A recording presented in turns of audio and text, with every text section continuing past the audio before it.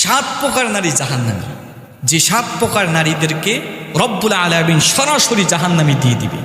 এই 7 প্রকার আমার মা বোনেরা যারা আছেন, যারা আমার আলোচনা শুনবেন, ভালো করে শুনবেন।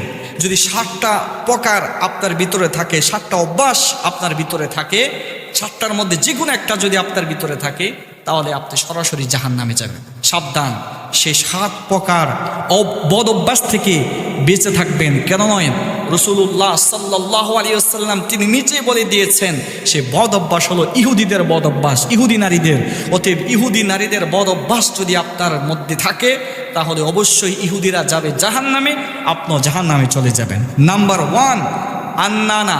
আন্নানা হচ্ছে ওই নারী, যেই নারী নিজেদের দিকে খালি টানে, নিজের জন্য সব কিছু করে, খালি নিজেকে দাও, নিজের শাড়ি গয়না সব কিছু নিজের জন্য।